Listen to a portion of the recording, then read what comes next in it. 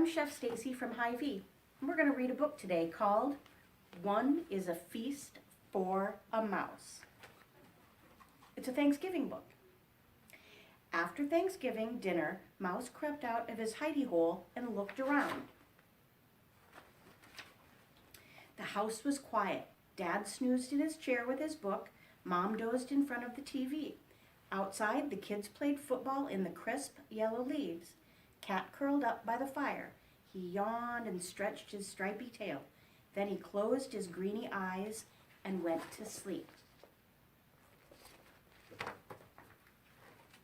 Mouse scampered up the tablecloth. Thanksgiving leftovers were still on the table. So much to eat. Mouse saw a teensy tiny, toothsome green pea all by itself under a plate. Give thanks, he thought. One will be a feast for me. Mouse rolled the pea across the tablecloth to take it back to his hidey hole.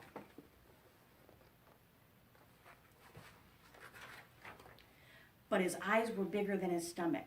He saw 6 leftover cranberries, glowing like rubies on a silver saucer. I'll just take one, he said to himself. One is a feast for me. He balanced the cranberry on top of the pea and started once again across the table to his hidey hole.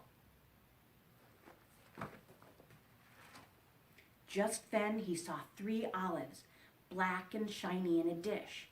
I'll just take one, he thought. One is a feast for me. He put the olive on top of the cranberry, on top of the pea, and carried the tidbits across the table. Then he saw the carrot sticks, crunchy and munchy and orange. I'll just take one, he thought. One is a feast for me. He stuck one carrot stick into the hole in the olive, balanced both on top of the cranberry, on top of the pea, and started back to his hidey hole. Then he saw the mashed potatoes, mouse potatoes. There was just one scoop left on the plate. I'll just take the plate, Mouse thought. What a feast I will have.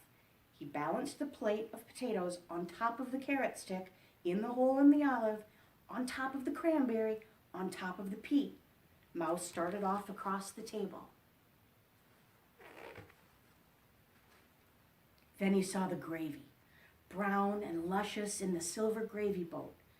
Gravy for the mouse potatoes, he thought. I must have that for my feast. And he balanced the gravy boat on top of the mashed potatoes, on top of the carrot stick stuck in the olive, on top of the cranberry, on top of the pea. And he started off.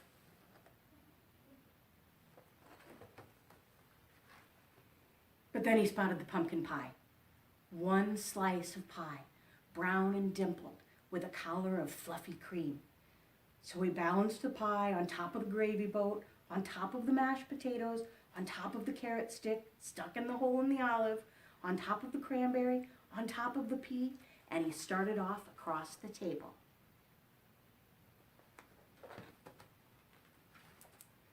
The pie slid, but Mouse caught it just in time.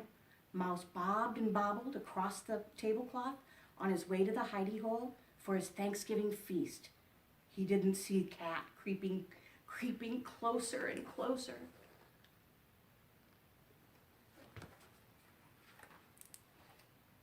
But Mouse saw the turkey, brown and juicy, surrounded with parsley. Much was gone, but there was enough left for a mouse feast, or even 2. I'll just add that, thought Mouse, and he carefully placed the turkey platter on the very top of his pile, on top of the pie, on top of the gravy, on top of the mashed potatoes, on top of the carrot stick stuck in the hole in the olive, on top of the cranberry, on top of the pea. He started off across the table to his hidey hole, and there, at the table's edge, he met Cat, greedy-eyed and hungry, clawing up the table onto the tablecloth. Mouse skidded to a stop. The turkey wibbled and wobbled, slid and slipped. Mouse danced to keep his feast balanced, pirouetted like a ballerina, juggled like a platter spinner. but off slid the turkey, whoosh, with a plop, landing smack on the cat.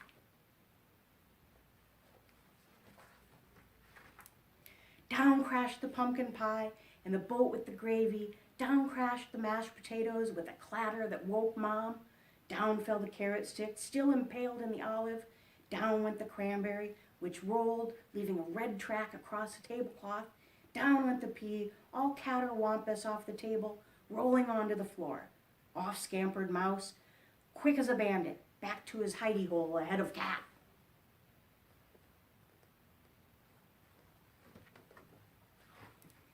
He huddled in his hidey hole, his heart pitter-pattered.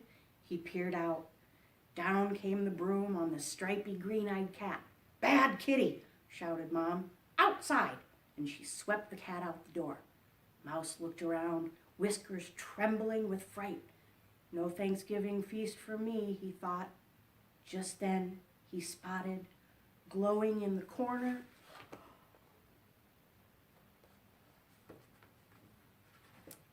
one teensy tiny, round and toothsome, green and luscious pea.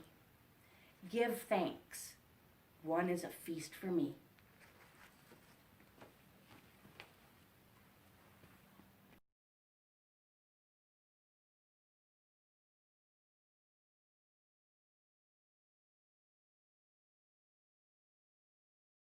A mouse, just like the one in our book.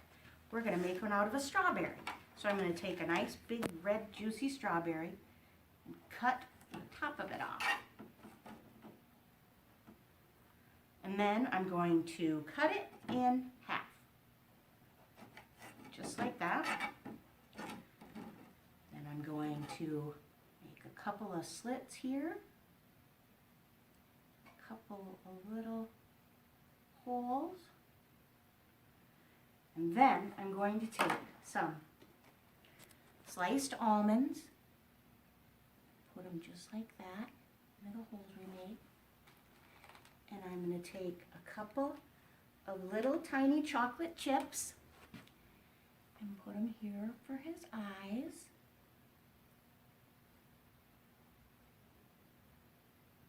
And then I'm going to put one down on the tip. Whoops, I flipped him over. For his nose. And then I have some pieces of pasta that we're going to use to make his little whiskers. Put those down by his nose.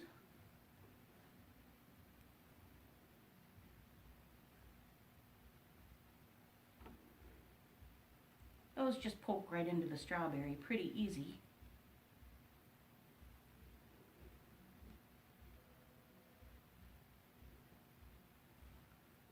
One more.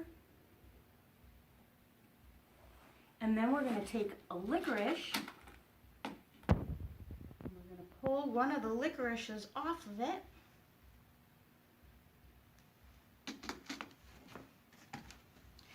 And then I'm just going to take a little knife and make a little hole in the back end of it. And stick that in it. And there we have